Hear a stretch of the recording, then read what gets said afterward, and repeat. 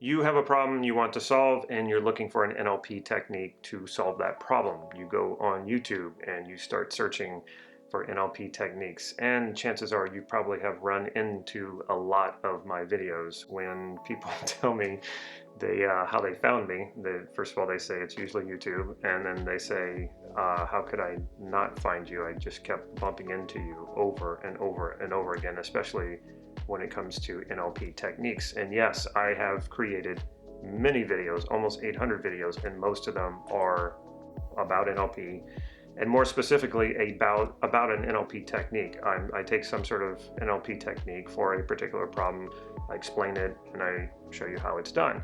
But the problem with that is learning NLP out of context. How helpful is that really? Well, let me tell you a story. Whenever I first started learning NLP, I would look on YouTube, but there actually was not that much NLP on YouTube at the time. Certainly not a lot about NLP techniques, more about describing what NLP is. So I would go online, I would try to find NLP techniques, and I would buy books. I also had heard, don't try to learn NLP from books or just from books, it doesn't work, and that's exactly what I found. Trying to learn NLP from books is extremely difficult. So I thought, well, okay, well, I'll start a practice group. I will start an NLP practice group, and I will then take the book and I'll use the book and we'll work through it. NLP is experiential, so it needs to be practiced. And that's why it's so difficult to learn NLP from books. You can't just get the understanding and think that you're going to absorb it and then suddenly you're going to go out there and just be able to do NLP. It does not work that way. It takes practice, it takes skill, and the understandings and the knowledge that you get really come from the practice. So I started this group and we started doing NLP techniques based on what I was getting out of these books. And it did help a little bit. I say a little bit. I did have some interesting experiences. Every once in a while, someone I'm practicing an NLP technique on would work, and I got a better understanding of that NLP technique, and so I could implement it in my own life or use it for myself to solve a problem. It got a little bit better. Then I went to my first NLP practitioner training. So I had this practice group before I did any formal NLP training. And when I did the formal NLP training, I have to say that the reading that I had done prior to the training and the practice from my practice group certainly helped me. I grasped NLP much faster. I was able to understand things much faster and be able to use the processes with a certain amount of competency right from the start. After the training, I felt like NLP was more disjointed than ever. I couldn't put it all together in my head. It just seemed so random. And if you've ever done a practitioner training, you probably know what I'm talking about. It's like you're asking yourself, like, what brings NLP all together as a methodology? Like, what is really holding this together? It just seems like, well, there's this neuro part of it, there's this linguistic part of it, then there's this programming part of it. How do these three things come together? And that's normal. If most people never are able to bring it all together. I'll show you, I'll explain by the end of this video how you can bring it all together. But it just seems like it's pieces floating out there. It makes NLP very difficult to be effective at it predictably, consistently. It's sort of like, well, sometimes it works and sometimes it doesn't. I'm not quite sure how to predict that, or it just seems really haphazard. As my NLP journey continued, I started hearing over and over that you really need to learn the meta model to really get NLP, to really understand NLP. Now, the meta model was the first NLP model, and it's also a model that I spent a considerable amount of time with from the very beginning, because someone had given me that advice. He said, a lot of people skip over the meta model. Don't do that. If you really want to be good at NLP right from the start, take your time and learn the meta model. It's not the sexiest model. It's not the most glamorous model, but in it contains everything really you need to know about the basis of NLP. And so I went back to the meta model and I really started to study it. And it's true, at the core of what NLP is deletion, distortion, and generalization. And what the meta model is a linguistic model that is based on those three things: deletion, distortion, and generalization.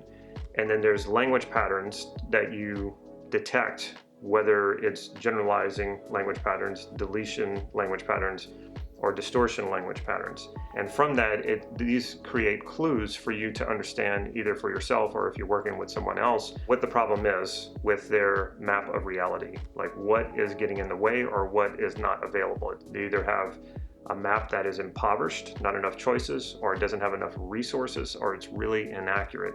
And what the meta model does is it helps you recognize that in the language. As I was beginning to understand this is around the time that I met my mentor, Andreas. Steve was also a practitioner and a developer. So he created, he practiced, he was highly skilled, and he understood NLP so incredibly well. He created a model called the self-concept model. He recommended that I try it and learn it because of the questions that I was asking seemed to point at that's the model that I was looking for. That's the answer that I was looking for, and he was right. It was in fact the answer I was looking for on many levels. The main level that it was the answer to what I was looking for is that it seemed to bring together all of NLP, all of the NLP techniques, the processes, the concepts came together, and I really understood for the first time how NLP really works. It was sort of like ripping the roof off of it and looking down on it and realizing, yes, this is how it all comes together. Because until that point, I actually was pretty good at NLP. I could make it work very well. I was already a coach at the time. I was teaching NLP. I was using it and changing my life and making my life a lot better. And I was also helping a lot of other people do the same thing.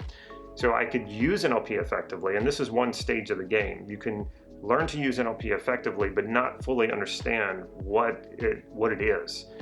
And so when I learned the self-concept model, that's when it all came together.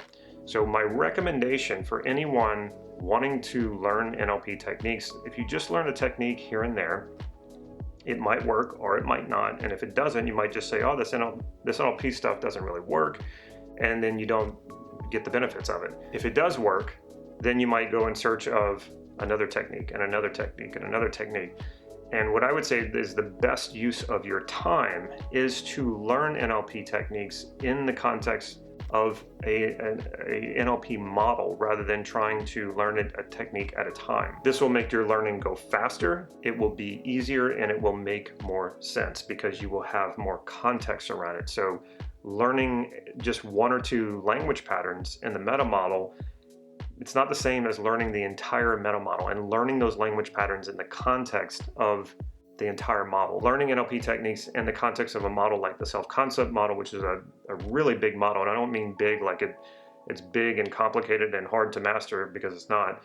It's when you're dealing with self-concept, your identity, generalization about who you are. That is a huge concept. That is a huge generalization. If you can understand the mechanics of that and use it and do it through NLP, it becomes a very, very powerful learning tool, which is not what it was designed to do. The self-concept model is designed for transformation at the identity level. But if you learn NLP in the context of a model like that, you will learn NLP in a way that is much better, much more efficient, and much more effective than, say, the way that I started learning NLP. Some NLPers might say, no, you can't do that. You have to learn NLP in the context of a practitioner training, or you can learn NLP a technique at a time. And I won't say that you can't learn NLP a technique at a time, and I won't say that you can't learn it through a practitioner program and then a master practitioner program, because that's really how I learned it. What I am saying, though, is you don't necessarily need to go that route. What you do need is context.